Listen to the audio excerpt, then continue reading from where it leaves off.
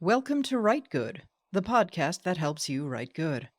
I'm Raquel S. Benedict, the most dangerous woman in speculative fiction. If you talk about your love of old speculative fiction or show an interest in the history of the genre, inevitably someone will pop up and say, I don't read those old books because they're all cis-het white men.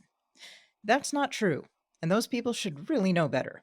While authors of the past definitely had to deal with worse sexism and racism and queerphobia and so on, it's wildly inaccurate to say that the past has nothing to offer but dead white men. Women have always been in science fiction, ever since Mary Shelley wrote Frankenstein. So, in this episode of Write Good, former assistant editor of the Magazine of Fantasy and Science Fiction, Stephen Mazur, returns to talk about women, queer, and bi-POC authors in ye olden times. This is a huge topic, and Stephen did a ton of research. So much research, way more research than I expected you to do. So, we're going to break this into two parts, I think. For this part, we'll talk about the field up through the end of the 1950s. So thanks for coming back, and thank you for the exhaustive amount of homework you did for this. I am blown away. I did not expect that much. Thank you. I'm very excited to be here. This is a big privilege. And yes, my summer of science fiction research turned into a summer of madness. I went a little overboard, but it was fun. Yeah, I'm like, okay, it'll be a list of names. You're like, okay, I got approximately 57 pages of notes. And I'm like, oh my God, Jesus Christ. It's a little bit like the prepping for the Gilgamesh episode. We did a book club bonus episode for Gilgamesh, and the guests put together this outline that was basically a 3-hour long lecture about the history of Mesopotamia. And my Right outline on. was just the word gay with a question mark after it. So, so this is pretty good. This appears to be a pattern for me. Yeah, I really enjoyed that book club episode. That was a fun one. Thank you. I Yeah. enjoyed doing that. But why don't we talk a little bit it based on what you're telling me, it sounds like every generation of sci-fi and fantasy writers, there's a group of women who insist we're the first women to ever write sci-fi and fantasy. And that's not true. Generation after generation of women will say, we're the first women to do this. And that's clearly not true. So why do you think this idea persists? Why do you think that every new generation of women sci-fi authors seems to believe that no woman has ever done this before? There's a lot of there are a lot of reasons, but you're right. It keeps popping up. It seems like every 10 or 15 or at least 20 years, there's turnover in the field. People forget that women ever existed. They forget the history.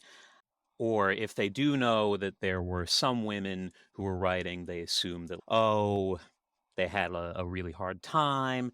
They had to publish under false names. Or if they didn't have to do any of those things, then like, oh, well, they're just the exceptions, right? It's just a few women, but we're really breaking down the doors. I think it's a mixture of honest ignorance and also for the writers themselves, I feel like at least nowadays, maybe not nowadays.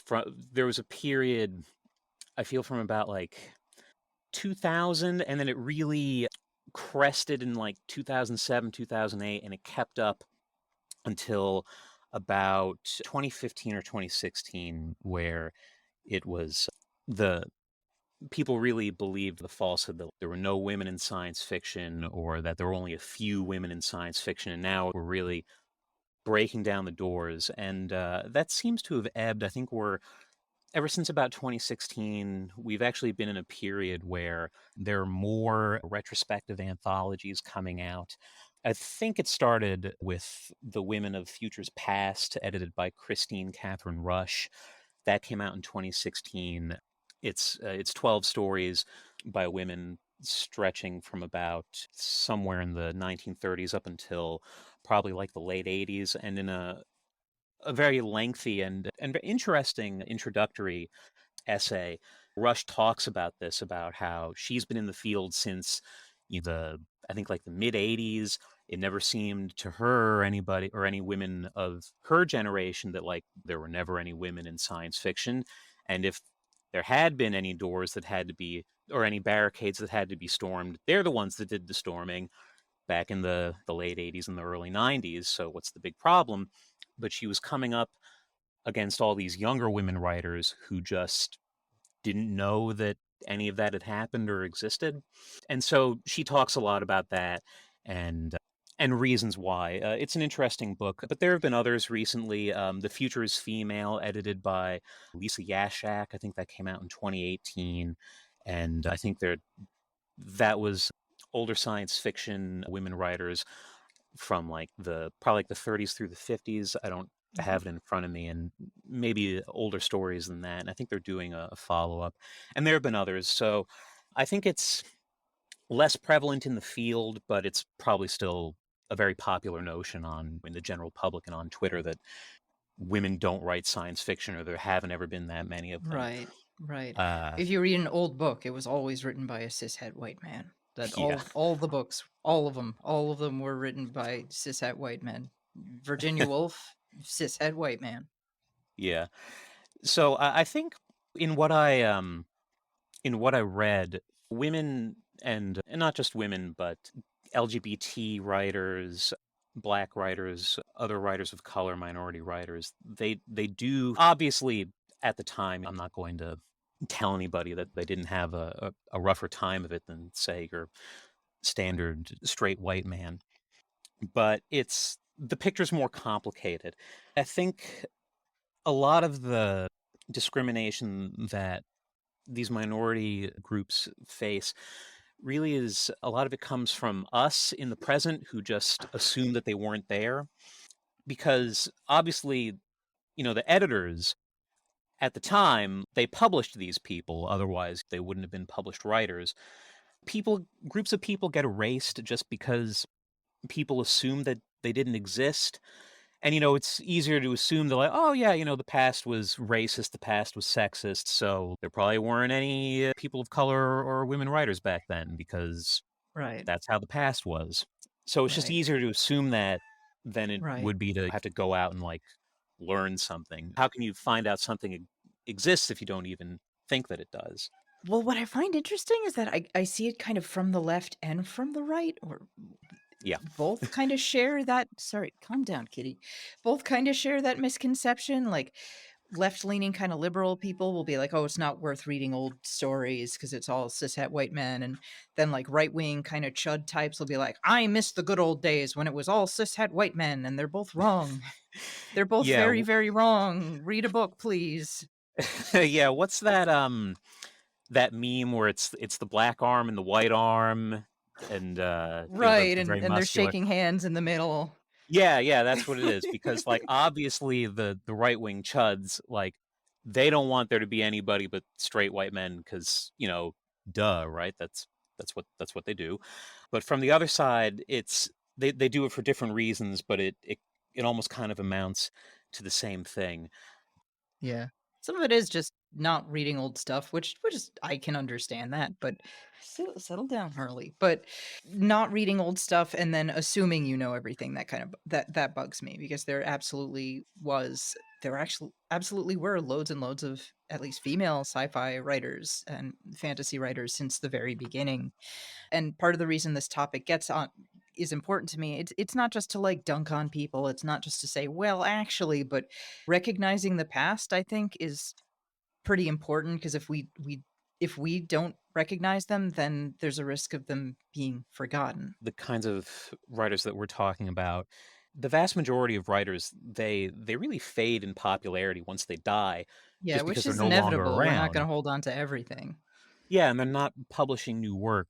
I think a lot of people, if you think about writers like J.R.R. Tolkien or Frank Herbert, they really skew people's perceptions of work staying around for decades and decades and being really popular. I mean, not just because it's great work, it is, but they're really the exceptions. And in Right. addition, if you think about it, even though they have been dead for decades, in a way they do keep on publishing new work because of all the posthumous stuff that comes out from the Tolkien estate and has been for decades, and the way that Frank Herbert's son Brian Herbert and Kevin J. Anderson keep writing Yeah. Dune sequel novels and prequel novels and interstitial novels, more than a dozen of these novels. Like, these books just keep coming out, And so they Yeah. keep the author's memory alive. And it was a lot easier for work to fall out of print decades ago in like Yeah. the 30s, the 40s, the 50s, or even the 60s, unless magazine editors reprinted old stories in new magazines, which they would sometimes do, but otherwise they'd fade away. This is how H.P. Lovecraft stayed alive in terms of his memory. His friends kept republishing his old work, and that's also how one of the earliest female writers that I researched today, that Frances Stevens, it's a pen name. Her real name was Gertrude Barrows Bennett. That is such That's an how old-timey name, I know, Gertrude. right? My That's God. how her memory stayed alive, because Mary Nadinger, she was a mystery editor in the 40s. I think the name of the magazine that she edited was Famous Fantastic Mysteries. She reprinted like 6 of Frances Stevens's novels in her magazine over the decade of the 40s, and that helped keep her alive in the public memory. Right. um, Kept So from being in totally other words, forgotten. if we want to keep women and diverse authors alive, we got to do it. It's not just going to happen organically. For J.R.R. Tolkien and Frank Herbert's work to stay alive, there were people working for it and curating it and preserving it. So I really would like to see if there was a little bit more work to curate and preserve and honor work of previous generations of women, previous generations of queer authors, previous generations of diverse authors, not just keep them alive, but maybe try and bring some back into the public consciousness, because a lot have been unjustly forgotten. And one example, not of a sci-fi writer, but of a writer who was sort of brought back from obscurity.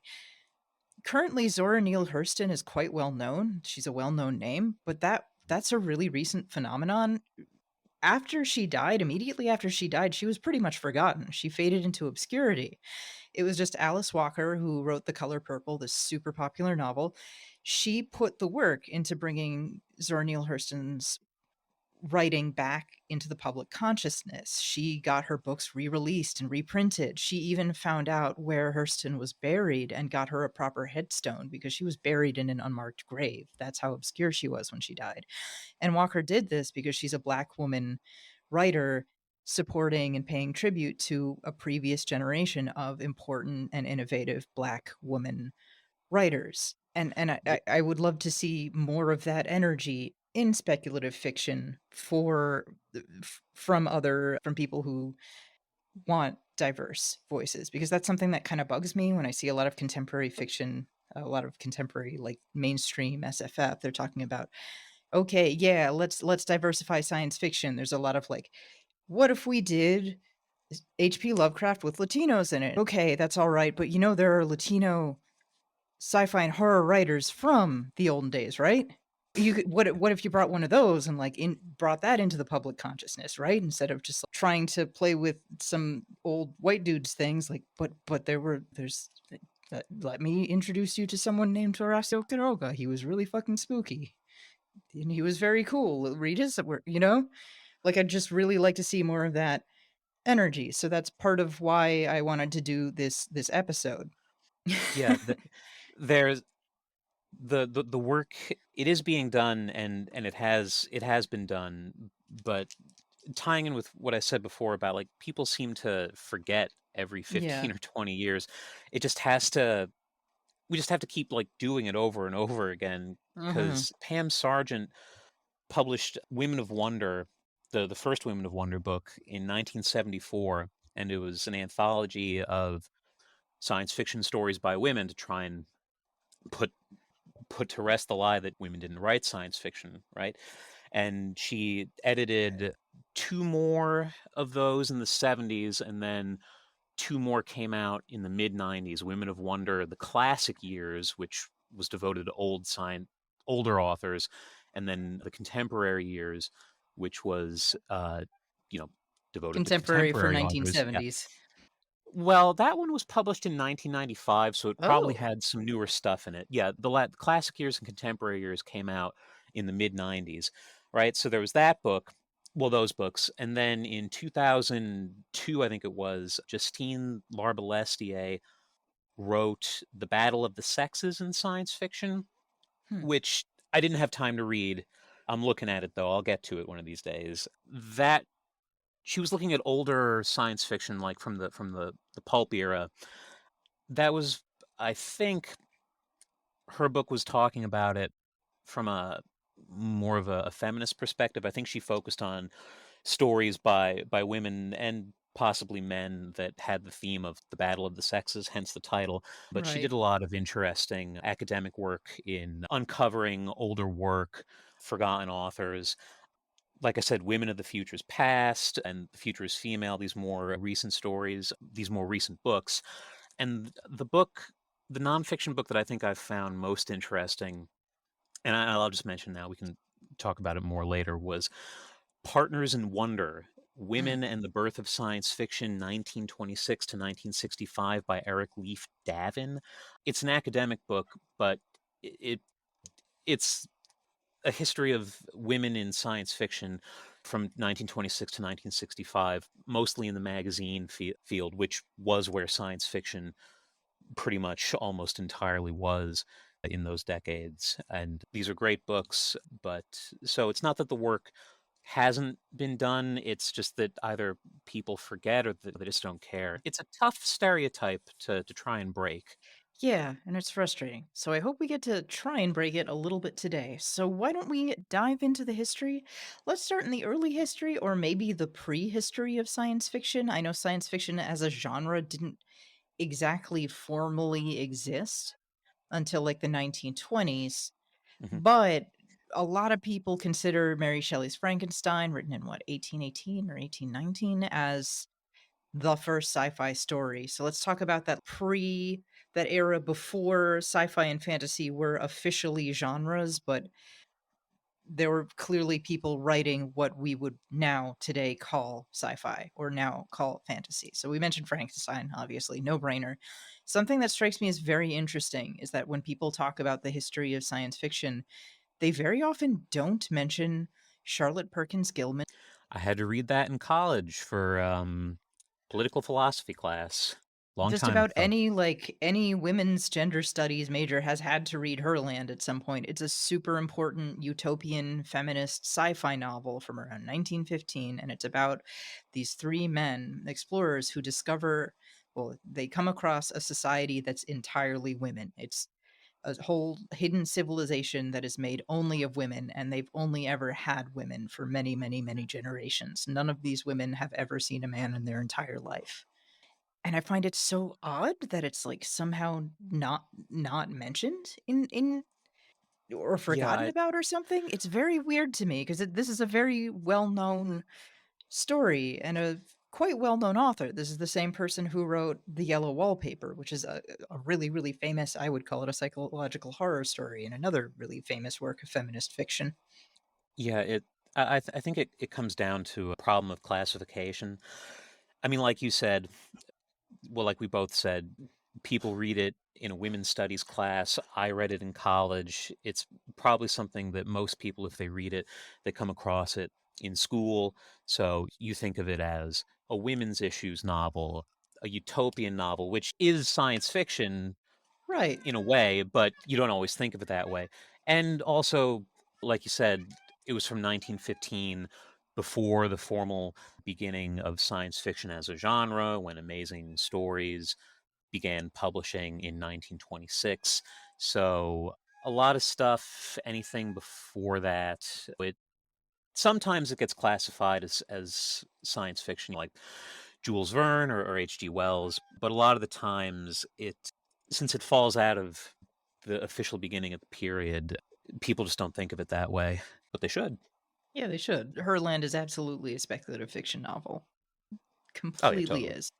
Totally is. Now, are there any other really significant novels from around like 19th century, early 20th century by women, by diverse authors from before sci-fi or fantasy was officially considered a genre? Yes, I mentioned her briefly in passing already, but we can talk about Frances Stevens. She's the one whose husband. She has a very interesting and kind of mysterious. biography. She's the one whose husband Yeah, she was died. widowed because her husband died while trying to hunt for sunken treasure. Yep, What? buried treasure. Yeah, no, you're right. Sunken treasure. Like in the ocean, like a Spanish galleon or something. I guess that was just something you could do for a job back then. I guess I don't know so. about today. That's such an old-timey death. Yeah. So yeah, Francis Stevens is probably I think the oldest author that I was able to research a little bit more heavily, at least as far as timelines go. The farther back you go, it's easier to talk about white women because there were more of them. Unfortunately, there really is a dearth of black writers in science fiction. There's a Yeah, in little the bit 19th more. century, we're talking Yeah, severe Jim Crow times. That's yeah, going to be a massive barrier to diverse writers, unfortunately.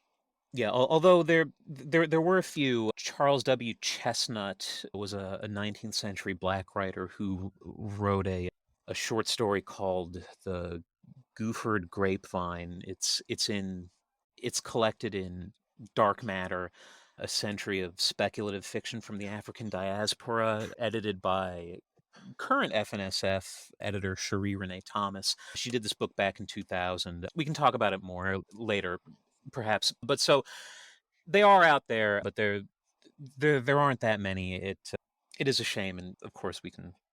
There are a lot of things we can blame for that. Same Right. thing with gay authors. Yeah, you Um, couldn't really be open about that it in was the it was 19th it century. was tough. And Yeah, granted, a ton of 19th century literature, in retrospect, you look at the author's personal letters, and then you read that, and you're like, "Oh, this guy was super gay, and this book has so much queer subtext." But right. unfortunately, you would be arrested for being open about that. So we kind of have to go for like based on vibes.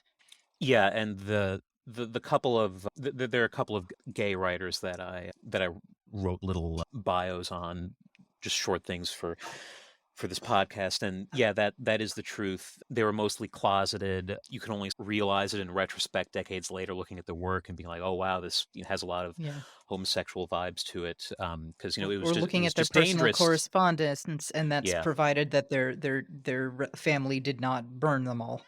Yeah, yeah, exactly. It was dangerous to be out. I think David Gerald might have been one of the first out gay men writing science fiction, or maybe Frank M. Robinson. I honestly I'm not sure if when exactly he came out.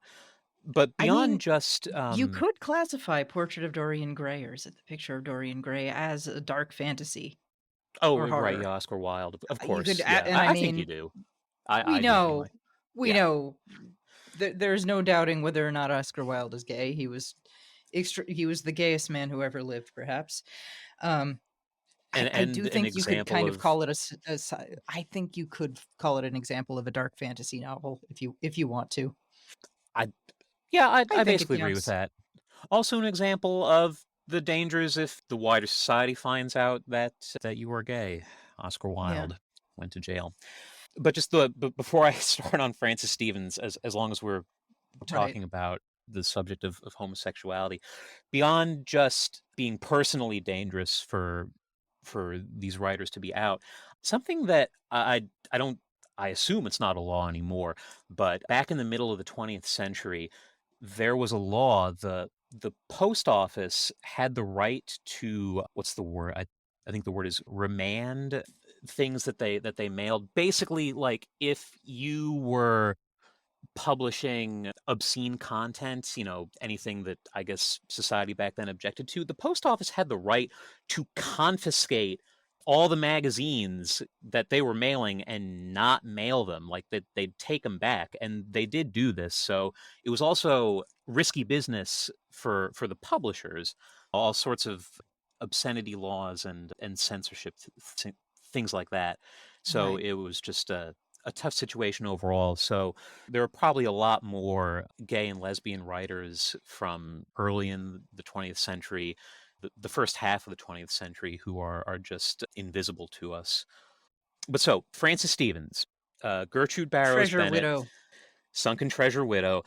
There's a widespread myth in both the science fiction field and in society that, back in the old days, decades ago, a century ago, if women wanted to write science fiction, first of all, they didn't write science fiction.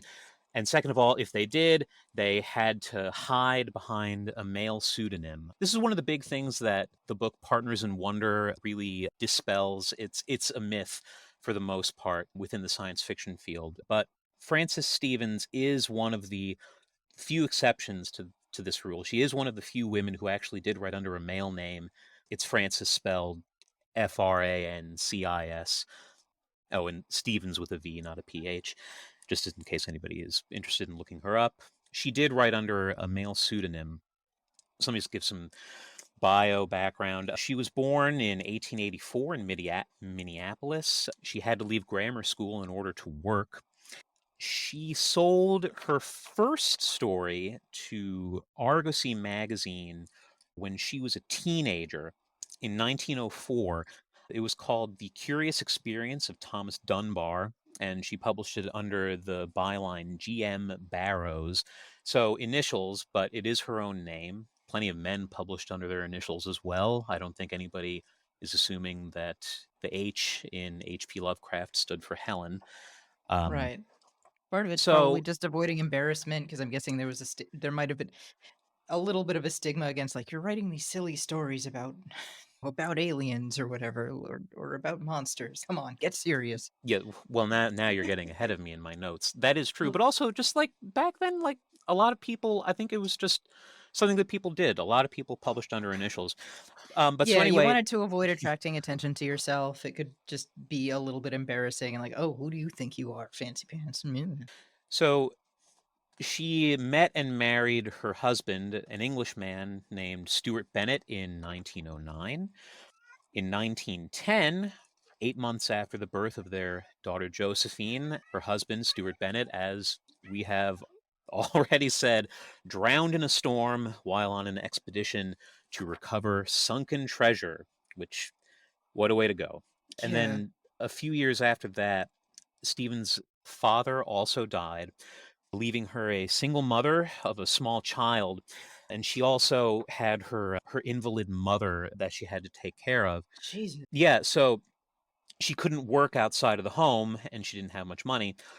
Like I said, she had already written and sold a story when she was a teenager, so she turned back to writing in this period to support herself. It seems that all of her adult output, she only wrote for a few years and then stopped writing in 1920. So from about 1917 to 1920 or so, she published 6 novels in Argosy Ow. magazine. Yeah, obviously shorter than today's books, but still Right. novels.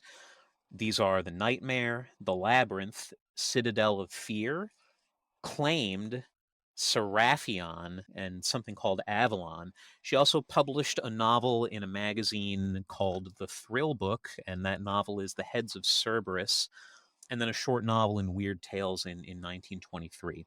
So she was very prolific during a very short period of time, Yes, just yes. churning it out to keep a roof over her head. Yes, she was very prolific. So the story of how she got her pen name, she sent her first story to she also wrote a small number of short stories.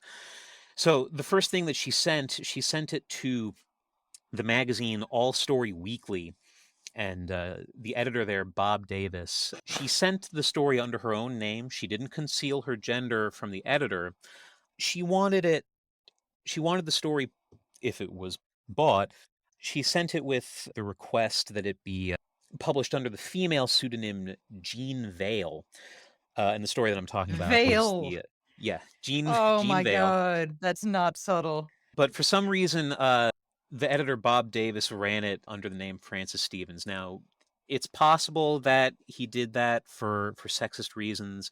It's not known why he did that. The books that I that I read this in say that like we don't know a specific reason why he did that, but the point is he did run it under the name Francis Stevens. He bought the story, he published it, he ran it, and it was Yeah. really popular.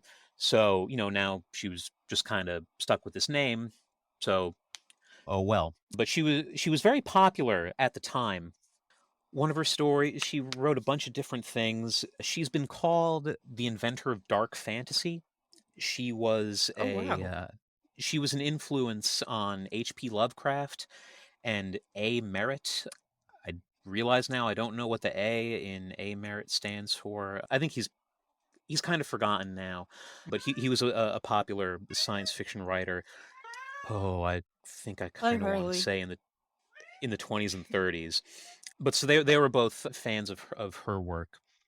I don't know when exactly it became known that Frances Stevens was a woman. At least by the time that her work was getting republished in the 1940s, it was widely known in the science fiction community that Stevens was a woman. Even though they didn't know her true identity, nobody knew who she actually was for a long time. Yeah, but so like I said, she's been called the woman who invented dark fantasy. That's so Uh, cool. the Citadel of Fear is a Lost World novel, and The Oh, Heads of Cerberus is an early dystopian novel. Sam Moskowitz, who was an important historian of science fiction fandom, and I think he organized the first Worldcon in 1939. He has written that she was the greatest woman writer of science fantasy in the period between Mary Shelley and C.L. Moore. So, wow. it's high praise. Yeah, I'm those are interested the to giant, those are huge. Like CL Moore was massive. yeah, I'm interested in reading her work one of these days. Hopefully, I'll live Yeah. to be 100. Most of her short fiction is you can find newer editions of her work. What else can I say about her? Oh, so they didn't even know when she passed away. She lived to be the age of 63. Like I said, she stopped writing in 1920. What Mm. happened was that, her mother eventually passed away, and with that all said and done, she was able to leave her daughter in other people's care and go back to work. Sometime in the early 1930s, she moved to California and lost touch with her daughter. Even by Hmm. the early 1980s, they didn't know when she died. She was estranged from her daughter. For a long time, people thought that she died in 1939 because her daughter mailed her a letter that got returned as undeliverable, and Oh, so a long wow. time. Yeah, so for a long time, people thought that she must have died before that. But somebody, I think in the early 80s, and one of the times that some of her books were reprinted, somebody had done some research and found her death certificate, and she actually died in 1948. Her real name, Gertrude Barrows Bennett, wasn't even revealed until 1952 in a Wow. reprint of The Citadel of Fear. So yeah, mysterious woman, but Yeah. pretty interesting. Pretty Yeah. interesting. She has the kind of biography that like writers don't have anymore, where her life was very, very strange and mysterious and full of exciting tragedies. Well, especially you Uh, don't see many author bios who's like widowed by sunken pirate treasure. So, Widowed by sunken pirate treasure. yeah, widowed by fucking Captain Jack Sparrow over here. Like, what? That's Es- wild. yeah, estranged from her daughter, went off to Yeah. die in mystery. Yeah. Interesting Yeah, person. So yeah. let's move on to the pulp era. The pulp era in the 1920s, 1930s, so called because of the emergence of pulp magazines, these very cheaply printed magazines. There was this sudden explosion of them because I guess you could just print shit that way, and the technology to print magazines like that before wasn't really widespread. So you got this explosion of pulp magazines called because they're printed on this really, really cheap paper. Mhm. They were really popular. There were tons and tons of genre short fiction magazines, western, romance, and in the midst of that, you got the emergence of sci-fi magazines. That's right. Amazing. The first science fiction magazine started publishing in 1926. I think Astounding started in 1930, and many others over the next couple of decades. Science wonder stories. So even at this early date of the formal beginnings of the genre, even then, women do pop up pretty early. So the first issue of Amazing, I think it was June 1926, and just about a year after that, maybe not even a full year. Oh gosh, what is her name? Oh, Claire Winger Harris published a story in Amazing Stories, and she was the first woman to publish a story in a science fiction magazine. Oh, okay. So the first issue of Amazing was April 1926. Her story ran in the June 1927 issue. So just a year after the formal beginnings of the genre, women are there. But even then, like I was talking before about classification, there's within the science fiction field, there's all kinds of slicing and dicing that I think today seems odd to us, because I think the general trend of both writers and readers today is to not really make that much of a distinction between science fiction and fantasy. It's all Yeah. genre, right? But Yeah. yeah, It's all made up stuff. right. It's all fake. It doesn't matter. But back in those days, back in the 20s and the 30s and the 40s, and really probably up until maybe the last 15 years, maybe the last 20 years. But so right up until then, there was a big distinction between science fiction and fantasy and horror. People really cared about it.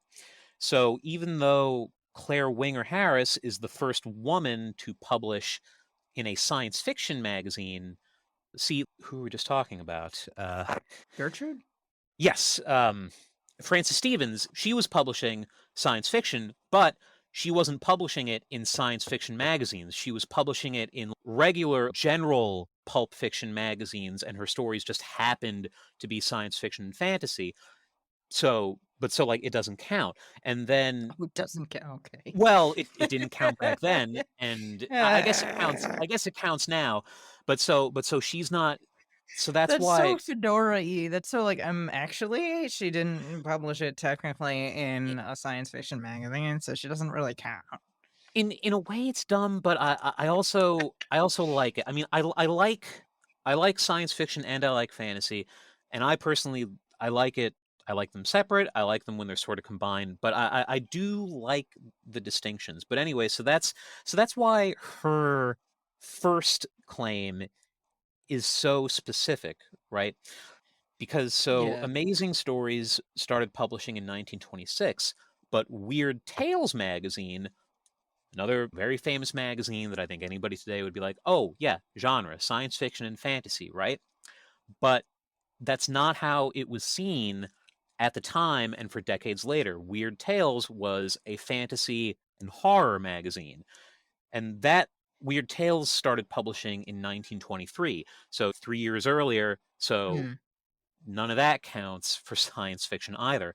And in fact, Claire Winger Harris, this story that she published, and just to give some other bio background about her, she was born in 1891, died in 1968 when she was 77. The story that she published in Amazing, it was for Amazing's first story contest. Her story was The Fate of the Poseidonia. It won third prize, and she Yeah. won $100, as That's a well as lot of getting money back then. yeah, right? And she became a regular contributor to Amazing and one of its most popular writers. But that wasn't even her fiction debut. She wrote a novel, a historical romance in 1923 called Persephone of Eleusis, and that wasn't so she wrote a novel in 1923, and her Amazing story wasn't even the first short story in the genre that she published, because a year before, in July 1926, she published a short story called A Runaway World in Weird Tales. Hmm. So, like I said, they make these distinctions as to what Right. counts as what. So she was pretty versatile, though. She's writing romance, she's writing fantasy, she's writing sci-fi. Yeah, she seems like she was an interesting woman. I found a web page about her that had some biographical information that was provided by somebody tracked down one of her grandchildren.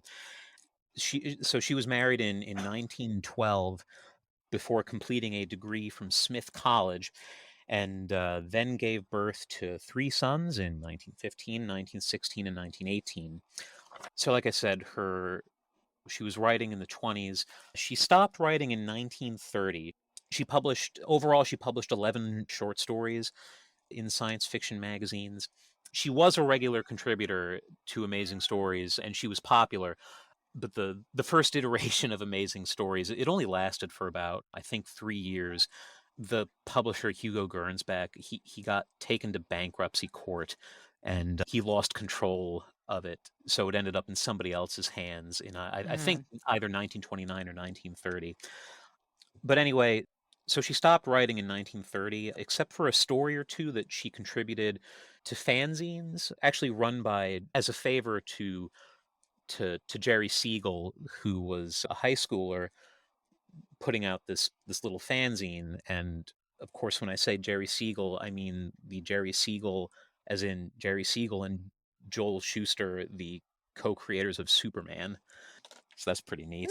Mm. Wow. And even though she wasn't an active writer after 1930, she still participated in the fan community. She got divorced in 1940. In that web page that I was talking about earlier, with the person who tracked down one of Harris's grandchildren, I just remember reading that he said that his grandparents, Claire Harris and her husband, they were both the sort of people who each of them have to be like the alpha. So I Mm. guess it might have been a contentious marriage after a time. I only say that to illustrate the fact that she must have been a very interesting and strong-willed person. So her fiction was collected. She put out her collected science fiction in 1947. I don't seem to have written. Oh, it was called Away from the Here and Now, and it was one of the earliest single author science fiction collections ever published. She actually had to put it out through a vanity press. Oh, no. Yeah, I think that's you could probably chalk that up more to the fact that there wasn't a very big market for science fiction stories in book form at that time. Mm. Uh, I mean, there might have been some discrimination at play, but I just don't know. My first instinct would be to assume that the book market at that time for science fiction was very small. It's been reprinted a couple of times. I think most recently by a micro press named Suriname Turtle Press in 2011. But so yes, Claire Winger Harris. Oh well, I'm sorry. There is more. Something that, like I said, there's this myth that women had to hide false names, man's names, initials, and the fact of the matter is that in the period of the earliest phase of the genre from like 1926 until about, let's say, like 1960, that really wasn't true. Even though women Mm. writers were a minority in the field, they were pretty much mostly welcomed with open arms, both by the readership, obviously not entirely, and we can go into that a little more. Yeah. It gets kind of funny, but they didn't face discrimination from the editors. The editors of the magazines were all in some way or another pretty open, and they published women.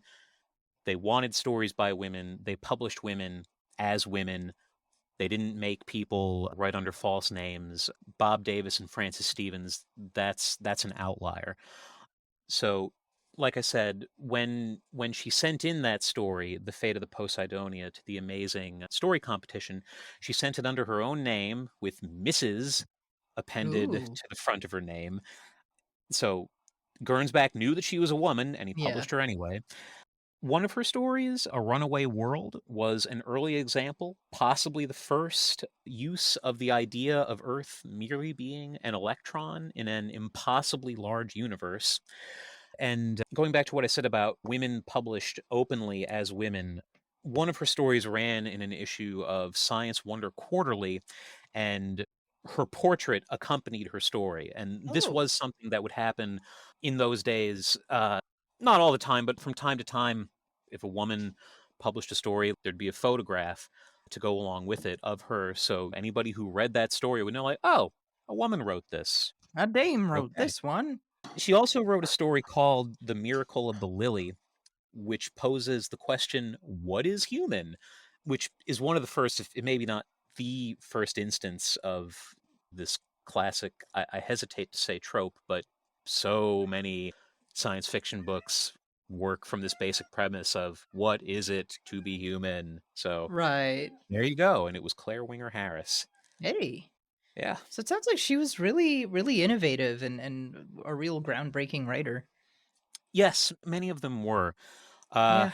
I mean, you're the if you're writing in the first science fiction magazine. Chances are you're going to be the first person to write certain stories. and just talking about women more broadly, and here I am gonna start drawing more on partners in wonder. The author Eric Leif Davin, it's really a great work of scholarship.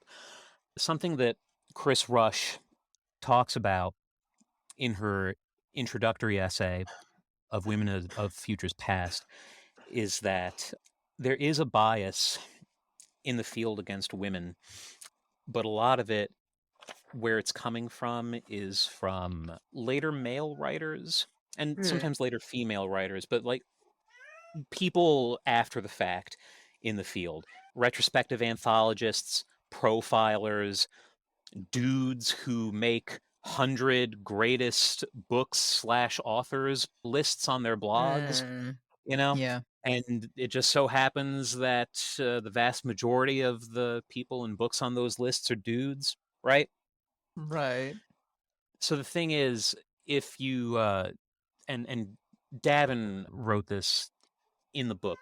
So what I'm trying to say is what he did was he actually went back. He tracked down pretty much every pulp, well, every magazine, every science fiction magazine ever published, Wow. including Weird Tales from 1926 to And 1965, that's and not easy looked to at the do because table. that shit is like really cheaply printed. It Yeah, disintegrates. It there is there hard to archive. there might not be a complete run of Weird Tales that exists, or if there are, there've only got to be a very small handful of them. He would have had to have gone to like people's personal collections, Yeah. um, maybe some like university libraries, things like that. But tough to do. He's a professor, And so this is you know before it's internet or something, right? That he did this? he it So was published in 2006. oh, okay. Yeah, so from reading it, it seemed like he was plugged into fandom in like his own local part of it. I think he was from Pittsburgh, and from there, people make introductions who make introductions. But at any rate, he was able to basically look at every single science issue of a science fiction magazine that was ever published from like these 40 or so years, and look at the table of contents and just start counting who's got a man's name, who's got a woman's name, who's got a man's name, is this name indeterminate? And he actually did a lot of work to like try and track down these people and actually uncover their identities. That's another interesting part of the book. Mm, There's a section of short biographies for about like 100 or so of these women writers in the back that's of the cool. book. It is. And what I'm trying to say is Davin writes that if he had just, instead of doing all this legwork and really all this work that's like pretty much impossible for a regular person to do, even if somebody Right. were like wanted to write like a history of the science fiction field, unless you're a professional academic. I spent all summer working on this podcast, and what Davin did is I could never do that, right? So most people, when they want to look at the history of the field, what they do is that they look at retrospective anthologies, Mm, science fiction of the 40s, science fiction of the 30s, Adventures in Space and Time, like these big retrospective anthologies that purport to be, this is the snapshot of the field at these various times, right? And the thing is, they pretty much all skew heavily male. Yeah. And he even says that if he had relied on these books, he wouldn't have had much to write about. Um, and Yeah. this is all just a lead up to saying that in his book, Davin, there are 203 known women who published stories in science fiction magazines, specifically science fiction. So that doesn't even count weird tales between 1926 and 1960. 203 women Right. in those 34 years, and they collectively published nearly 1,000 stories.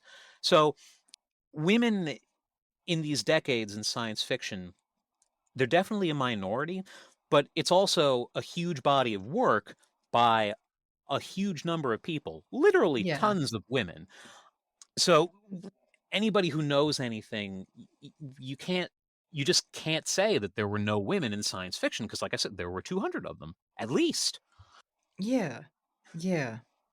I mean, It's that's really cool that he put in the legwork to do that instead of just reading it's a the. great book. Yeah, like Uh, that's so much work. Just hunting down each and every individual, because these things weren't made to be preserved and taken care of. These were sort of cheap magazines that were being put out for a quick profit. So there wasn't no one was thinking, I hope someone reads this thing in 50 years. Like no one gave a shit.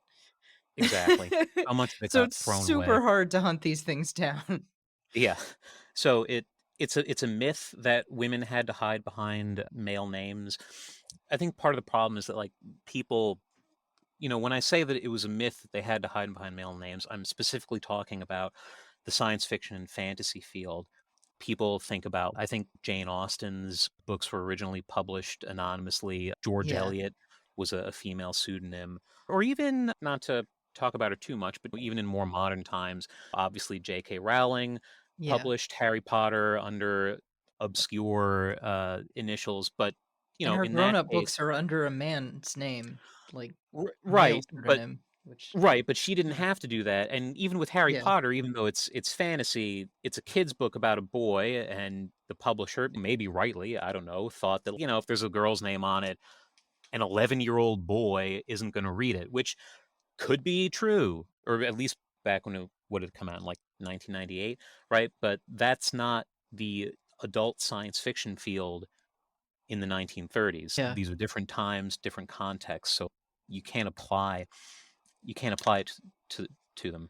So like I said, so it's a myth. From 1926 to 1949, no woman who was deliberately trying to hide her gender by using a male pen name published a story in a science fiction magazine, except for maybe one exception. See, now I'm starting to these we get into such fine-grained distinctions. The exception that Yeah. I'm thinking about is a woman named L. Taylor Hanson. Davin talks about her. The L stood for Lucille.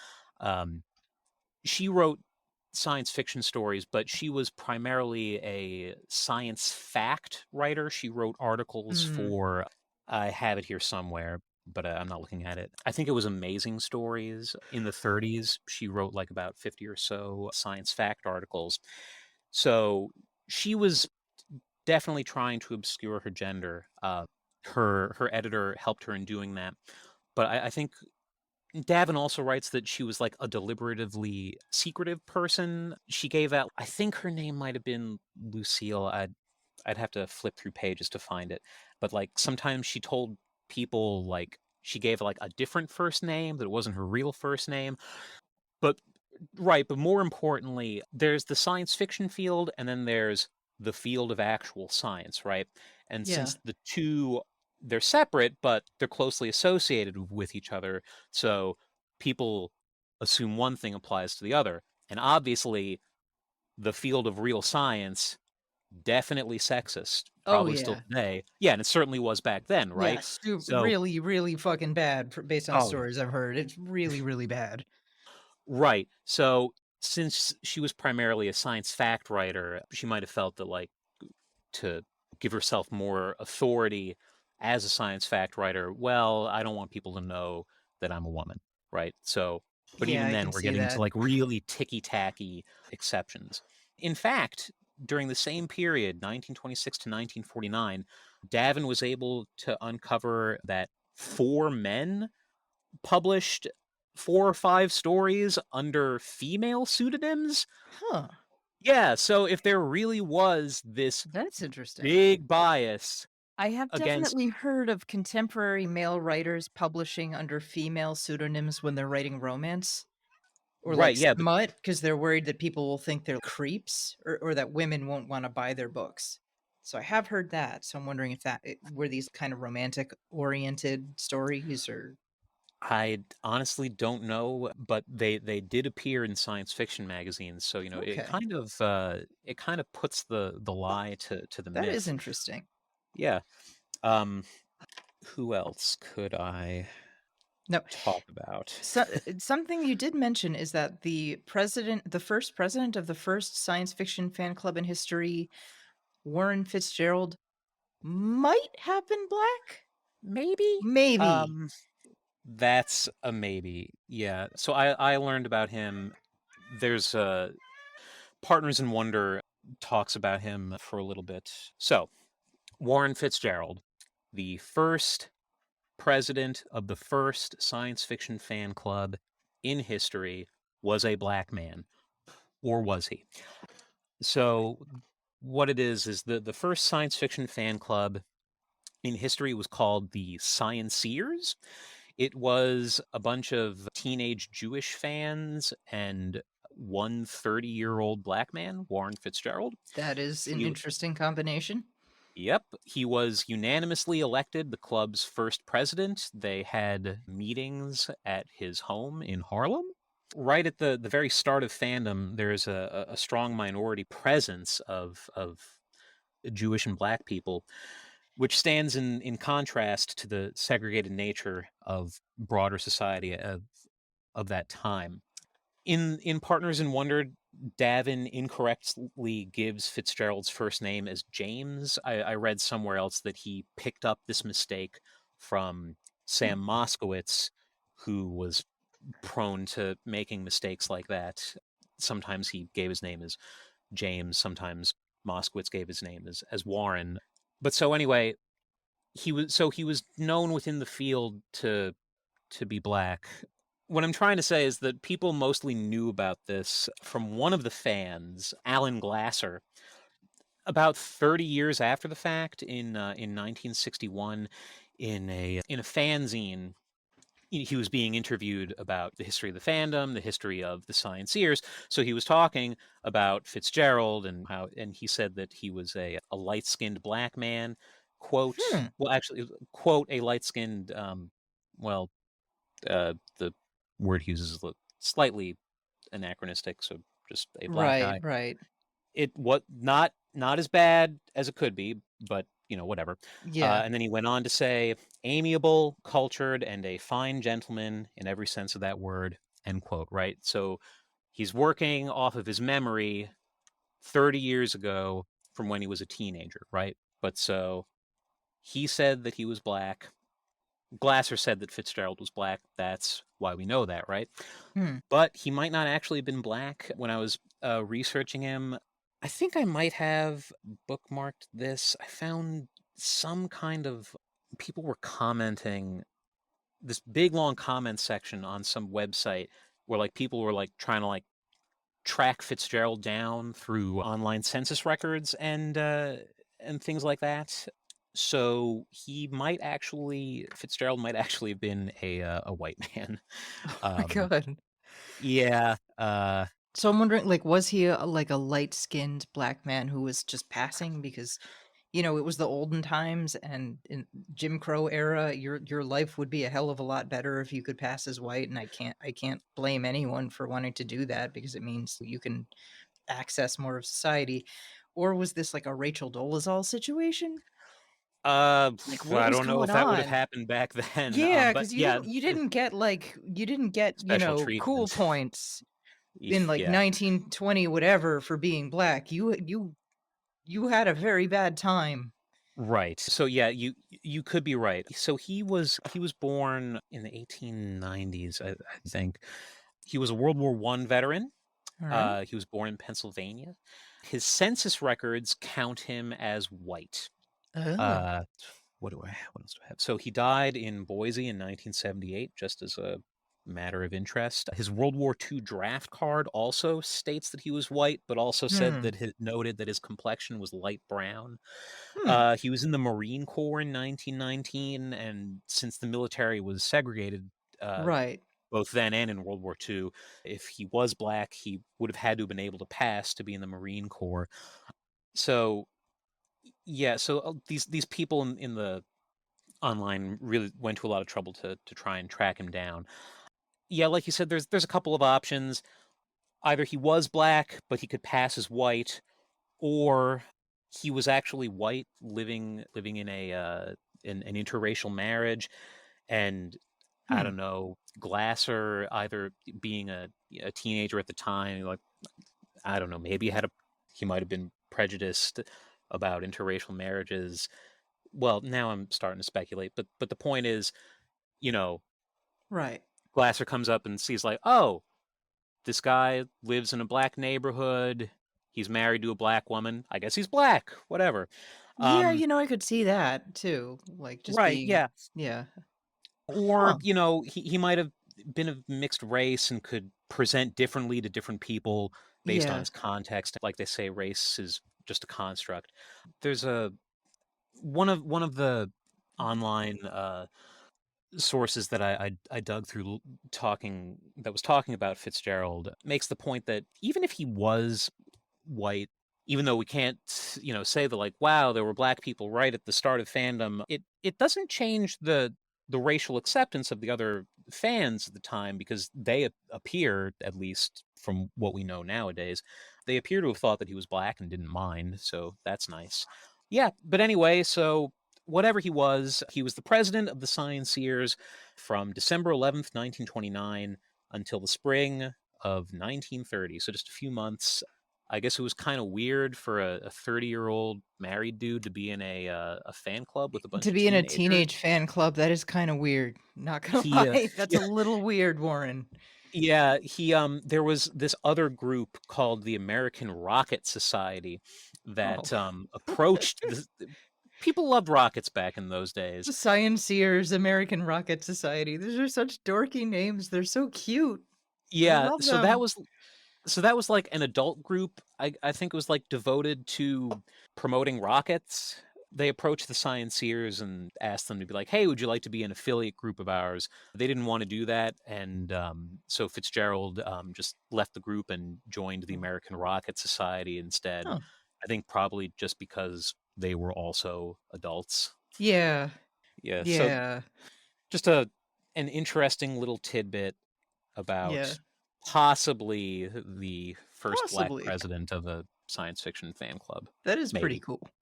Okay. So let us carry on to the golden age.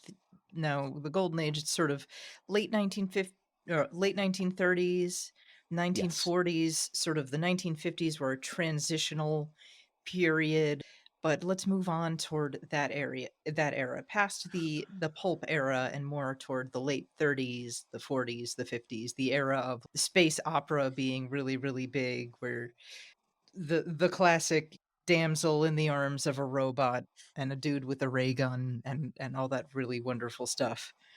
Yeah. Still technically in the pulp era. The pulp magazines didn't go out of business and die until in the 40s, and I think that they hung around until the mid 50s, maybe like Yeah. 1954. But they were definitely on the decline in the post-war period for economic reasons. But yeah, so the golden age, I guess it would start in 1938 once John W. Campbell became the editor of Astounding. He took over with the December 1937 issue. And, well, I guess the golden age in terms of Campbell and Astounding's golden age, I think lasts until about 1950 or so, 1951, when Mm, F&SF and Galaxy start publishing. I guess we could speak of the golden age as a broader era, yeah. lasting until the early or mid 60s or so, when new wave picks up. But yeah, Yeah. it's really it's a continuation for women writers in this period, because they're, like I said, women started publishing in science fiction until just about a year after the start of the genre, and every decade there were more women writing more stories than there had been in the previous decade. Mm. I, Now, something interesting that you mentioned to me while we were preparing for this is that space opera was very much like a female thing. I did not expect that at all. My impression of space opera is that it's the classic, oh, big male He-Man doing patriarchal things, blah, blah, blah. But like, apparently it was a ton of women writing space opera and it was almost considered kind of a female thing. in a way, I think so. That's what I have read. That is Kristine Rusch in her introduction basically makes that claim.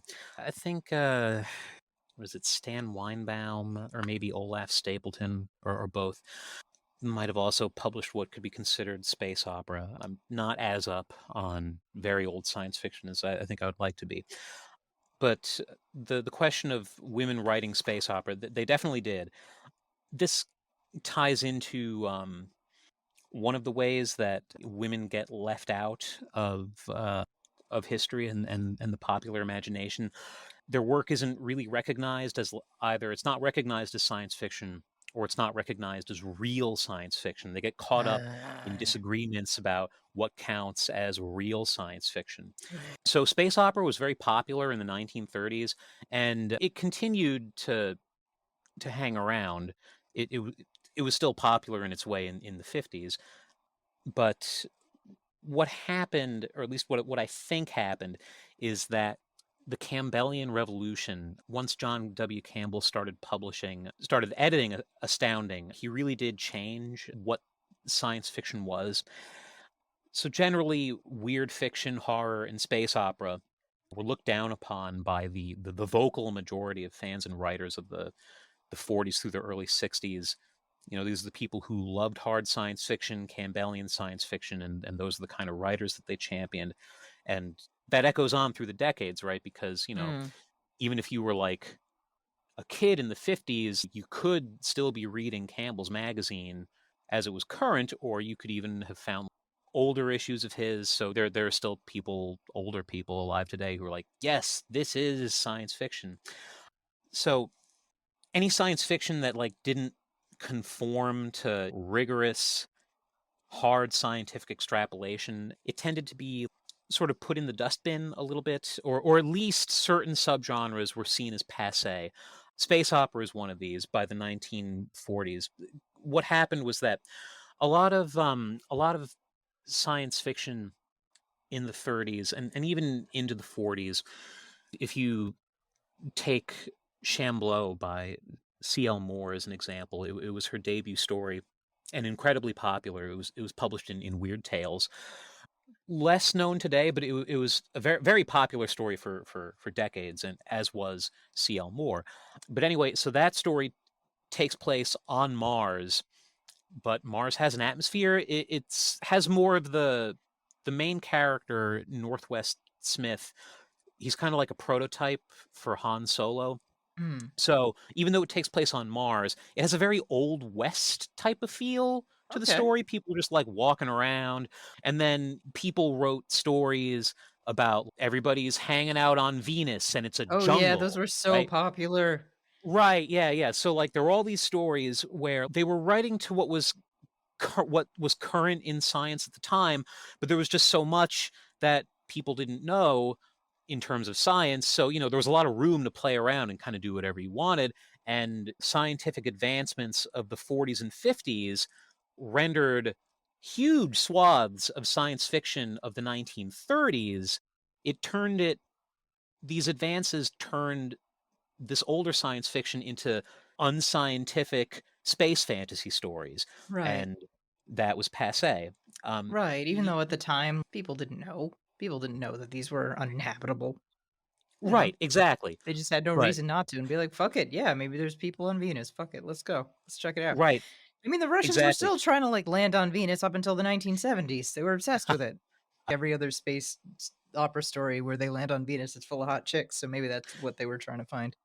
Right, yeah. So like I said, golden age science fiction, it's supposed to be hard science fiction, rigorous, Right. based on real science, and all of a sudden all this space opera is no longer real science. When you read Damon Knight's intros to his retrospective anthology, Science Fiction of the 30s, I really got a sense of the difference of opinion in terms of what is science fiction, what is the best of science fiction between then and today. And, it really does seem that back in the golden age, people really made the hard distinction that science fiction is distinct and superior to fantasy and horror and occult, and Yeah. not just science fiction, but hard science fiction. And it was What Campbell who makes a made that story good? difference. Math. That's Yeah, what well, makes good art, when the math is accurate. That's what I want. it's an interesting body of literature, hard science fiction of the golden ages, because it's a literature of ideas, which is interesting because the characters are all mostly kind of flat. Yeah. Ursula K. Le Guin made in one of her essays, one of her early essays in writing about the period, she made the point that because hard SF is a literature of ideas, all the characters are flat or they're as fleshed out as they need to be, both the men and the women characters, Yeah. because they just didn't care about characters, it was about the ideas. So Yeah. it's cool in the sense of it was always trying to like search for new ideas, but it seems like it's kind of run its course, and now that we're looking back at it, an idea that was new then, now it's been done by everybody 100 times. Right. So I think it tends to come off as kind of flat. And I think if you look back at the weird tale stuff, or even the space opera stuff, things that people in the 40s would have thought of as like alien punching kitty crap, if it has evocative prose or interesting Right. characters, that's what resonates with us today. It's just Yeah, like, differences we of opinion. accept that this is all bullshit, we don't care, it's a fun story. Yeah, so space opera in general tended to get pushed aside as unscientific, unserious junk, and a lot of women did write it. So it's just, I don't know if you could say that it's sexism exactly. I think it's just sort of, it's an interesting it's an interesting subgenre debate, but it does it did tend to erase women of the time. Or even Lee Brackett's, her whole, Kurt Schiller of Blood Knife was saying this to me at one point. Pretty much everything she wrote, even in the 1950s when she was writing her space adventure stories, like even in the 1950s, it was already a throwback style by that point. Mhm. But that doesn't mean that it's bad work. Yeah. Yeah. But yeah, the changing of scientific knowledge, it did the same thing for space opera stories. That it's the same thing that happened to all those ESP novels in the 50s, because Right. back then it's like, what is the frontier of human mental potential? Will we Yeah, have maybe mind it's real. control? Yeah, but of And then course we found we out, know like, "Nah, now it's it's a load of bullshit, crap. this is all Yeah, shit." yeah, it's all crap. We found out that the government wasted a crazy amount of money trying to make psychic soldiers to fight the Russians. Yeah, I've got some more numbers just to put paid to the idea that there were no women in old science fiction. Again, from Davin, there were 6 female writers at the end of the 1920s, 35 at the end of the 1930s, 47 in the Hmm. 1940s, and during the 1950s. And there might have been more. These were just the people that he could identify as female.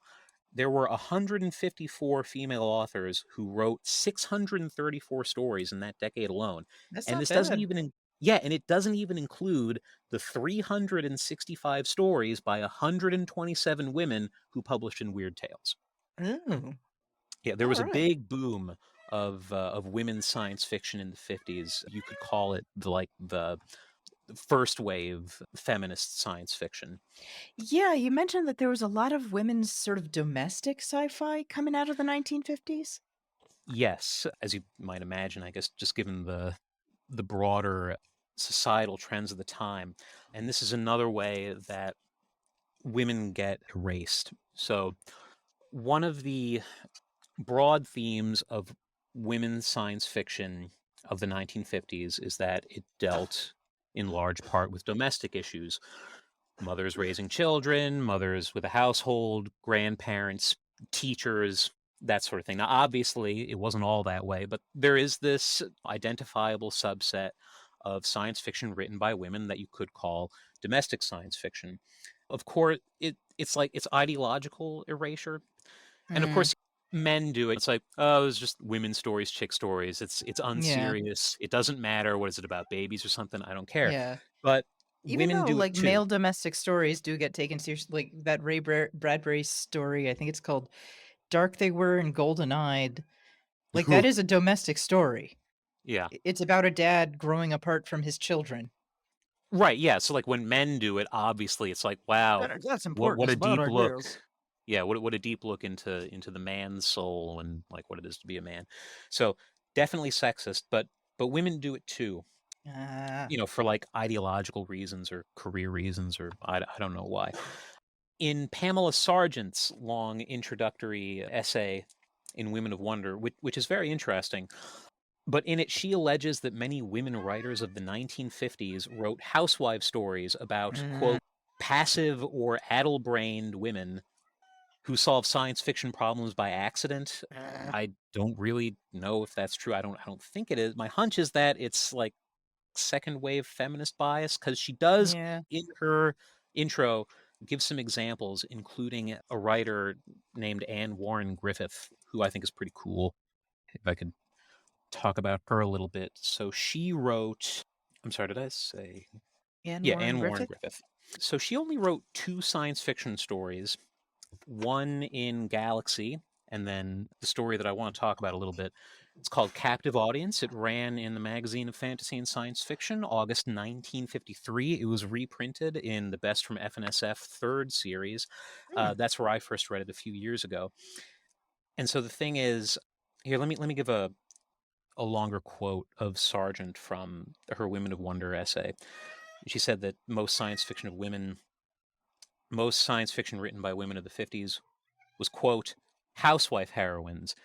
These characters were usually passive or addle-brained and solved problems inadvertently through ineptitude or in the course of fulfilling their assigned roles in society.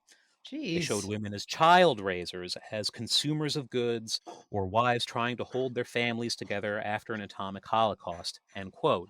So you can see, like, there's kind of an Jeez. ideological axis to grind, and she says that Captive Audience is one of these stories. But Captive Audience is actually a really great story. What's it about? What Okay, it is the story of a woman, it's the story of a family. They live in a science fictional 50s world where advertising basically rules everybody's lives. And what I mean by that is that you wake up in the morning and you open your pantry and all your different breakfast cereals are all screaming at you because literally every Oh, consumer wow. good and product and appliance has like a little microchip and speaker in it.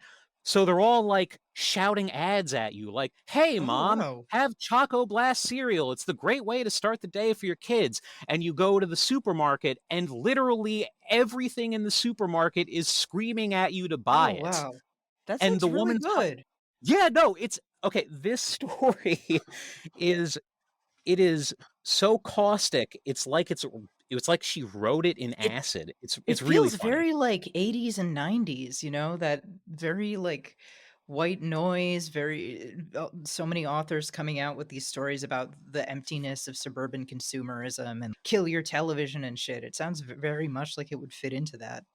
Yeah, exactly, and so the woman's husband is the vice president of marketing for the company that puts all these different ads in Oh, these wow. things, and the woman's grandmother comes to visit from jail because she, like, refuses to listen to the ads. She puts earplugs in her ears, which this was really funny to me rereading the story Yeah. this year. The the topper to it is that the Supreme Court decided that it was illegal not to listen to the ads. Oh, wow. Supreme Court, everybody, Yeah, our siding with Supreme big Court would business. probably decide that, honestly. Like, I know, right? yeah, Kavanaugh would 100% make that ruling. Yeah, so, like, it's a great story, and it really, like you said, it really strikes to the heart of empty consumerism. The mom is always distracted because she's just hearing these ads every day. It's a great story. And Griffith herself led an interesting life. In addition to her two genre stories, she also wrote fiction and humor essays for The Atlantic, Reader's Digest, some other magazines. She was an actress, a librarian, Wow. a ship fitter, Wow. um, and she was a pilot in the Wasps during World War Whoa. II. Yeah, no, so the Wasps, they were a civilian women pilots organization. Technically, they were federal civil service employees.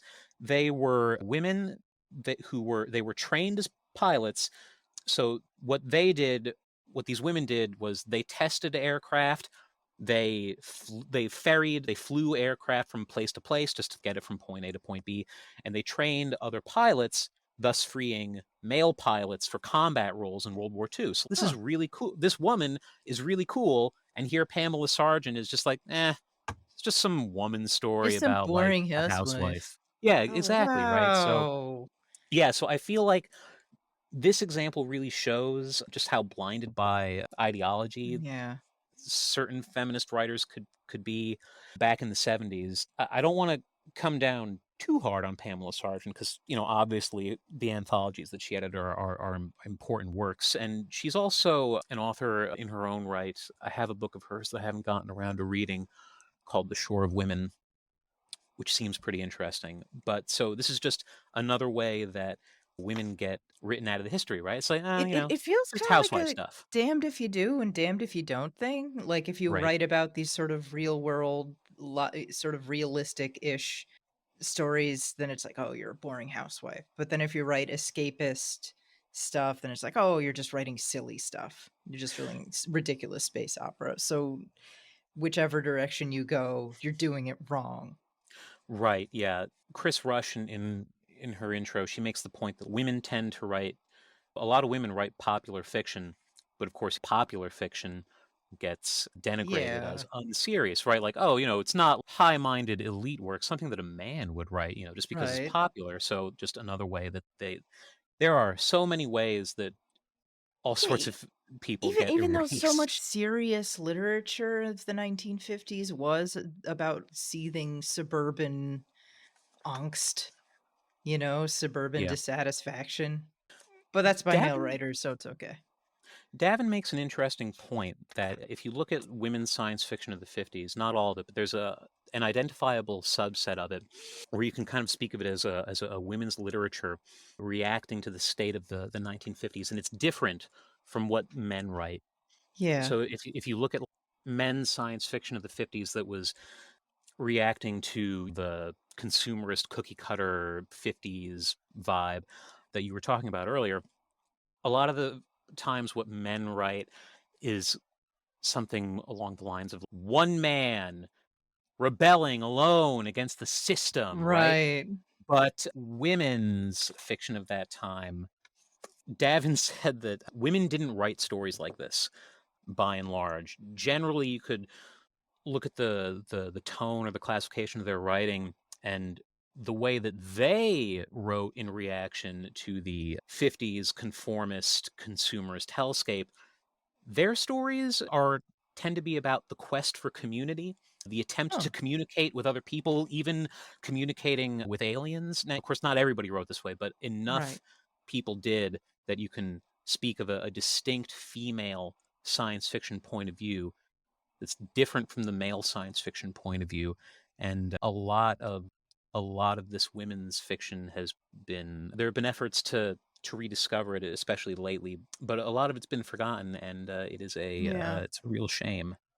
Yeah, like, I checked out a little bit of this stuff, and I find it that it actually holds up really well in a really compelling way. I know Kit Reed might be more early 60s than 50s, but she wrote very domestic women's science fiction, and there's this one short story of hers that I absolutely love called A New You, Yeah, and I had not read it's that till you gave it to great. me. It's so good. It's about Yeah. this woman who orders a newer, more glamorous and thin version of herself, but she forgets to get rid of the old hers, and it's just following her around, driving her crazy.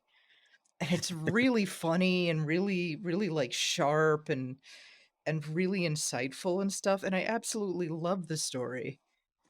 Yeah, it was a great one. It was very funny too. Oh, The it's satire really was really funny. biting. It is biting, it's mean. It is a mean, catty story in the best way, though. It's so good.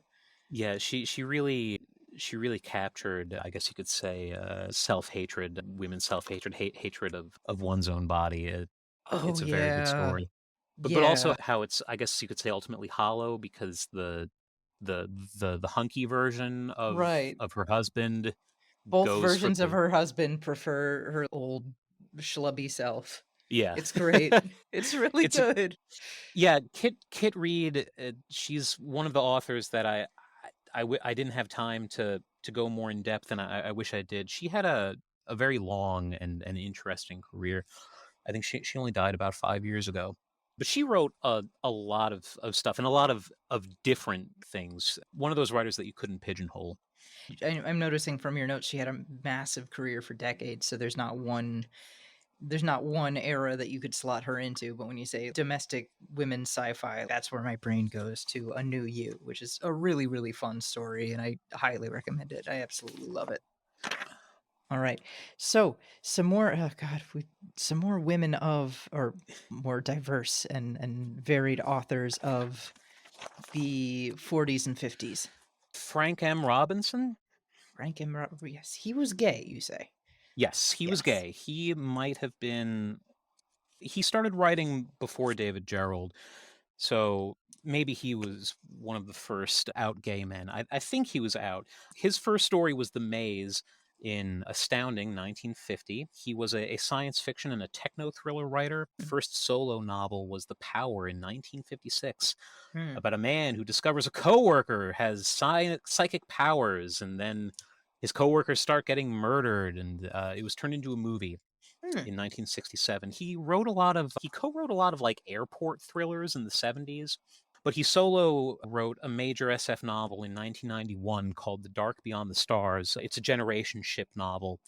He was drafted in World War II and also served in the Navy during the Korean War. For a number of years, he worked for various men's magazines, including Playboy, from Hmm. 1969 until 1973. In addition to his genre life, he was also a gay rights activist. Hell yeah. It's, yeah, part of why I picked him to talk about. He moved to San Francisco in the 70s, and he was a friend of Harvey Milk. That's And cool. yeah, the first Only gay openly San gay Francisco's. politician. Yep. Yeah. He was on the council, right? Or Wasn't he the mayor? oh, was he the mayor? Okay. Was he Well, the mayor? I don't remember now. I should know this. I really should know this. I'm looking this up right now. Well, anyway, He was the first openly gay man to be elected to public office in California as a member of the San Francisco Board of Supervisors. Okay, so he wasn't the mayor, I guess. cool. Okay. Well, so in addition to being Harvey Milk's friend, Robinson was also his speechwriter, and he was also the co-executor of Milk's will after he was Mm. murdered. Robinson also wrote an autobiography that was published posthumously in 2017 called Not So Good a Gay Man. Tor published that, if Mm. anybody's interested in reading it. So yeah, popular writer, airport thrillers. One of his things got adapted into the Towering Inferno Oh from the wow. 70s. Yeah, that was a wildly popular trash movie back then. Right, yeah. He was a fairly popular writer at the time. Besides his Yeah. novels, he also wrote a fair amount of short stories Yeah. in the 1950s. Now, did his fiction include openly gay characters, or what? Is it all vibes? Is it all, you know? Uh, I don't know. I haven't read any of his Oh work. no! Oh no! I don't think it is. In terms of people who write openly gay characters, I feel like you said, it's probably mostly vibes and longing in Right. retrospect. I didn't come across much of that in my research until writers of, let's say, like the 1980s. Mm. Yeah. But it does start happening after a Yeah. while. Yeah.